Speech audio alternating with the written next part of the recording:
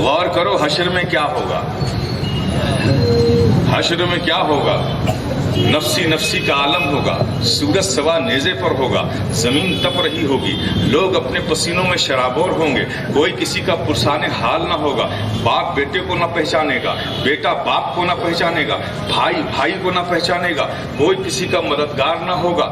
آپ تصور کریں یہ ہاتھ، یہ پیر، یہ آنکھ جو آپ کا ہے، زندگی بھر جس کی آپ خدمت کرتے رہے اچھے خادم بن کر، ظاہر ہے کپڑے کی ضرورت کس کو ہے؟ جسم کو۔ کھانے کی ضرورت کس کو ہے؟ جسم کو۔ مکان کی ضرورت کس کو ہے؟ جسم کو۔ اسی کے لیے تو کماتے رہے آپ، بہترین خادم بن کے انہی سب چیزوں کی تو خدمت کرتے رہے۔ کیوں؟ اس لیے کہ یہ ہمارا اپنا ہے، یہ میرا ہاتھ ہے، میری آنکھ ہے، میرا کان ہے، میرا پیر ہے، یہ میرا ہے، اس لیے بہترین۔ اب اس کی خدمت کے لیے کیا کیا آپ نے نہیں کیا؟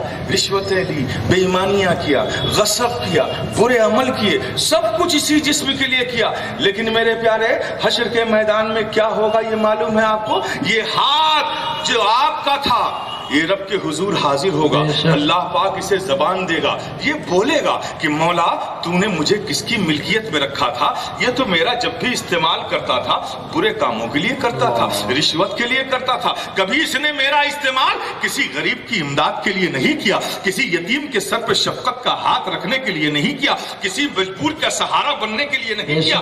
یہ آنکھیں جو تمہاری ہیں اللہ اسے بھی زبان دے گا۔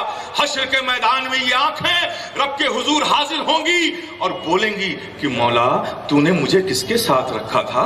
اس نے تو جب بھی میرا استعمال کیا برائی کو دیکھنے کے لیے کیا، بدنگاہی کے لیے کیا، کبھی اس نے میرا استعمال قرآن کی آیتوں کی تلاوت کے لیے نہیں کیا، کبھی اس نے میرا استعمال اچھی چیزوں کو دیکھنے کے لیے نہیں کیا، کبھی کسی مجبور پر رحم کی نظر ڈالنے کے لیے نہیں کیا، اس نے تو میرا استعمال ہمیشہ ظلم کے لیے کیا۔ یہ آنکھیں تمہارے خلاف، یہ ہاتھ تمہارے خلاف، یہ پیر تمہارے خلاف۔ کتنی کرٹیکل سچویشن ہوگی، کتنی خطرناک سچویشن ہوگی۔ زندگی بھر جسے تم اپنا سمجھتے رہے وہ بھی حشر کے میدان میں تمہارے اپنے نہ نکلے، وہ بھی تمہارے خلاف گواہی دیتے ہوئے نظر آ رہے ہیں۔ میرے پیارے کتنی کرٹیکل سچویشن ہوگی اس حشر کے میدان میں، لیکن قربان جاؤ اس عظیم نعمت کے جہاں تمہارا ہاتھ بھی تمہارے خلاف ہوگا، بس وہی ایک ہوگا جو چادر رحمت کو پھیلائے ہوئے یہ آواز دے رہا ہوگا، اے گنہگارو، اے عصیاں شیارو، مت گھبراؤ، اگر تم نے دنیا میں مجھ سے اپنے رشتے محبت کو جوڑے رکھا ہے تو آ جاؤ، میری چادر رحمت تمہیں پناہ دینے کو تیار ہے، تمہیں چھپانے کو تیار ہے، تمہیں بخشوانے کو۔ رسول اللہ، نعرہ رسالہ، رسول اللہ، نعرہ رسالہ، رسول اللہ، شہزادے غوث اعظم، زندہ باد۔ سبحان اللہ سبحان اللہ سبحان اللہ سبحان اللہ۔ میرے پیارے سب مانیں گے کہ یہی عظیم نعمت ہے، بے شک یہی عظیم نعمت ہے میرے پیارے۔ ہمیں بھی چاہیے کہ صرف دعوے محبت سے کام نہیں چلے گا، سبحان اللہ۔ جس کی محبتیں ہمارے سینوں میں ہے، تعظیم و ادب نبی کا ہے ہمارے سینوں میں، میں انکار نہیں کرتا آپ کی محبتوں کا، لیکن افسوس ضرور ہوتا ہے، میں آج کے نوجوانوں سے بزرگوں سے کہتا ہوں کہ نعمتیں سب مل گئی، آپ نے قدر کیوں نہیں کیا؟ یہ محبت عظیم نعمت ہے جو آپ کو حاصل ہے، یہ ادب، یہ تعظیم آپ کے جو دلوں میں ہے نبی سے، بزرگوں سے، یہ عظیم نعمت ہے، لیکن افسوس یہ ہوتا ہے کہ آپ اس کی قدر نہیں کرتے۔ میرے پیارے بحمد تعالی ہم اہل سنت والجماعت کے سینوں میں جو ایمان ہے بے شک، سبحان اللہ سبحان اللہ، وہ کسی نجدی تحریک کا نتیجہ نہیں ہائے ہے، ہائے ہائے، سبحان اللہ، کیا بات۔ سبحان اللہ، اس لیے کہ بھارت میں اسلام و مسلمان اس وقت سے ہے جب نجدیت کے انڈے بھی نہیں بنے تھے، بے شک بے شک، حق ہے، حق ہے۔ سبحان اللہ سبحان اللہ، جب نجدیت کے انڈے بھی نہیں بنے تھے۔ بھارت میں اسلام اس وقت سے ہے جب مدینے میں سیدنا عثمان غنی رضی اللہ تعالیٰ عنہ امیر المومنین تھے۔ بے شک، سبحان اللہ، سبحان اللہ، سبحان اللہ سبحان یہ جو اللہ ایمان ہمارا ہے ہمارے سینوں میں، سبحان اللہ کسی سبحان اللہ۔ نجدی تحریک کا ہائے نہیں، ہائے ہائے، بلکہ یہ تو میرے غوث و خواجہ کا فیضان ہے، سبحان اللہ، بزرگوں کا فیضان ہے۔ سبحان اللہ، ہر زمین خطہ ہند میں اللہ کا کوئی نہ کوئی ولی بندہ آیا اور اس کے فیضان سے یہ ایمان ہمیں ملا، بے شک حق ہے، حق ہے۔ ایمان ہمیں ملا ہے بحمدہ تعالی۔ اور میرے پیارے، میں کہتا ہوں اس مقام پر پہنچ کے، یہ اس فیضان کا اثر ہے، وہ ایمان جو فیضان سے ہمارے سینوں میں آیا ہے، یہ اس کا اثر ہے کہ آج اس بدلتے ہوئے زمانے میں سب کچھ بدل گیا، اخلاقی قدریں بدل گئی، مربتوں کا انداز بدل گیا، محبتوں کا پیمانہ بدل گیا، رشتوں کو سمجھنے کا معیار بدل گیا۔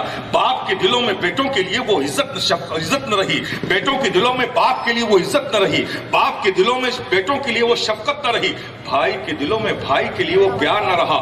اس بدلتے ہوئے زمانے میں سب کچھ بدل گیا، لیکن قربان جاؤ وہ نبی کے عشق کا وہ جام جو صدیوں پہلے میرے خواجہ نے پلایا تھا ہند کی زمین پر، سب کچھ بدل گیا لیکن اس کا اصل نہیں بدلا، اس کا سرور نہیں بدلا، اس کی کیفیت نہیں بدلا۔ سبحان اللہ، نعرہ تکبیر، نعرہ رسالت۔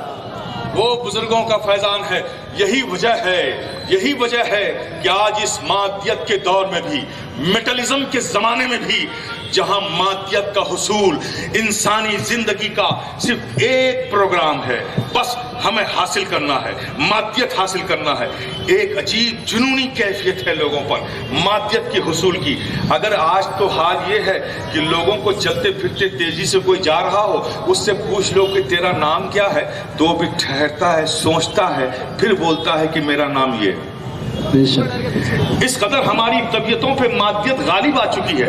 ایسے دور میں، اس میٹلزم کے زمانے میں بھی ہم جی رہے ہیں، لیکن میرے پیارے قربان جاؤ، وہ ایمان جو بزرگوں کا فیضان بن کر ہمارے سینوں میں ہے، اس کا اثر آج بھی تم دیکھو، آج بھی دیکھو کہ اگر اس مادیت کے زمانے میں کوئی دشمن اسلام ہمارے کسی دوست سے، ہمارے کسی بھائی سے، ہمارے کسی بزرگ سے، ہمارے کسی بچے سے، ہمارے کسی باپ سے، ہماری کسی بچی سے، ہمارے کسی بہن سے، ہماری کسی ماں سے اگر یہ پوچھ لے کہ اے مسلمان، تو نے ان 1400 سالوں میں سب کچھ تو بدل دیا ہے، سب کچھ تو بدل دیا ہے، تیرا کھانا پینا بدل گیا، اس کی ریسیپی بدل گئی، اس کے مینوز بدل گئے، سب کچھ تو نے بدل دیا ہے، تو اے مسلمان تیرا بدل گیا، کہاں ہے وہ کھانا، کہاں ہے وہ کھانا، کہاں ہے وہ سرید، کہاں ہے وہ جو کی روٹی، کہاں ہے وہ اونٹ و بکری کا دودھ، کہاں ہے وہ شہد، کہاں ہے وہ کھجور؟